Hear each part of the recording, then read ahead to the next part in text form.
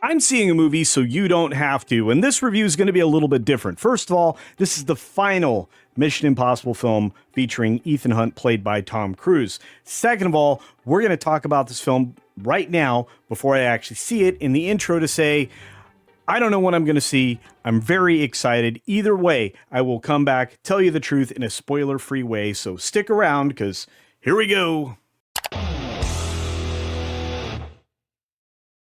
And we're back from the theater, freshly, and I have to tell you, I'm a little bit jazzed, I'm a little bit excited, and despite the runtime of 2 hours and 51 minutes, this film was really worth it. If you sit through all the previews and you sit through the credits, you plan to spend more than 3 hours at the theater, which is going to hurt this film at the box office, because I don't see how they're going to be able to flip the theater over multiple times to have everybody get in and out and get a chance to enjoy it. Now, it does have the advantage of a lot of PLF screens and IMAX, and I think that'll give it a financial advantage, but not number of showings.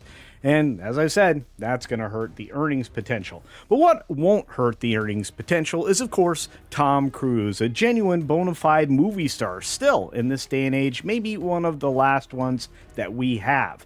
Now, every other actor and actress that's in this is at the top of their game. I enjoyed every single moment, whether it be Ving Rhames or Hayley Atwell. Of course, Simon Pegg contributed, and everybody else that is a part of this cast really dug in and took care of their roles. And having a historical through line for all of these various characters is something more than a little bit impressive. Now, you do end up with an interesting situation with the presidency and everything that's happening all around the globe and all of the other nations, because that's the enemy in this film.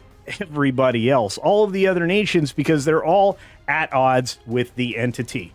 And picking up where we left off, we have to figure out how to conquer and destroy the entity in a way that everybody else on the planet will be okay. And at the end of the day, believe it or not, I know it'll surprise you, and again, no spoilers, but there's a satisfying ending. Now, Tom Cruise still does all of his stunts, and he does them very, very well. In fact, you can see all the work that he puts in to make every single one of these things work.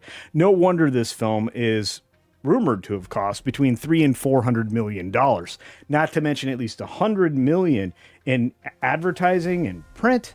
I'm going to tell you right now, they have a steep hill to climb, just like with the previous film. And this is the last one. At least it looks like it's the last one, because it's the end of Tom Cruise and Paramount/Skydance's partnership, at least on these types of productions. Maybe they'll bring him back for a one-off, but I don't think there'll be another Mission Impossible. They've gotten rid of too many good characters, and I don't think Tom can do this forever, despite seemingly to be in fantastic shape and more capable than you would possibly imagine. I have to tell you, you go everywhere, or you go almost every place you could imagine, except for space this time, which maybe they just didn't have time for it in the 2 hour, 51 minute runtime. I really do wish that we had more time with Hayley Atwell. We had quite a bit in the film prior to this in Dead Reckoning, but this final Reckoning really needed more of her. But it did give her a chance to be the heroine at the end in her own way. In fact, the team pulled together and everybody was a hero, and I think you're going to enjoy it.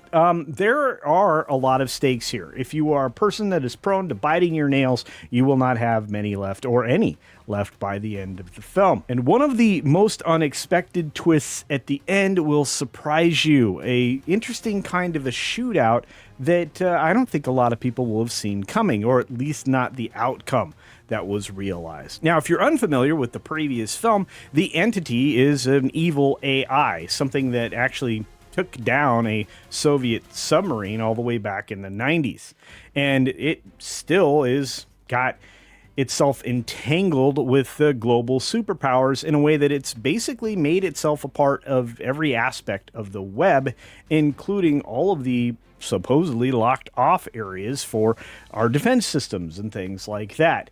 And it's basically having a showdown with itself and basically Ethan Hunt maybe get this world to have a reboot, not one that we want, something absolutely devastating with not that many thousands of people capable of surviving. And at the end of it all, the entity itself would still exist. In fact, it had built in a failsafe so it could exist for thousands of years. And finding that all out is pretty interesting, but it also adds to the film's biggest problem: time. You notice now, I think I've mentioned for the third or fourth time that this film runs 2 hours and 51 minutes. That really feels it. Most films don't. This one does. Now, it's not like it's boring or anything. It's just not. It just suffers under the weight of too many callbacks and too many flashbacks and too many lookbacks and too much standing around looking at each other with meaningful glances, including at the very end. But you'll get an understanding of that when you see the film.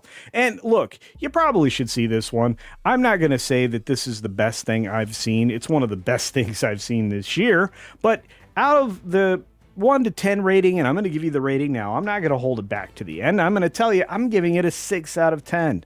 It's not the best film you're going to see. It's not the worst. If you're looking at the 5-star scale, this is a little over 3 stars. And that's it. It is an above average film. It's not an average film, it's above average film. And it could have been much better. Again, with a little more thoughtfulness when it came to editing this particular show. Truly, the question here has to be, is this the last film? I can almost guarantee it at this point. I don't see another one of these Mission Impossibles in the future, and I just don't see how you could move forward without Tom Cruise's Ethan Hunt, and that would be kind of something you would have to do. And as I mentioned before, the stunts are phenomenal, and being personally performed by Tom Cruise kind of makes it more satisfying. The aviation stunts were incredible.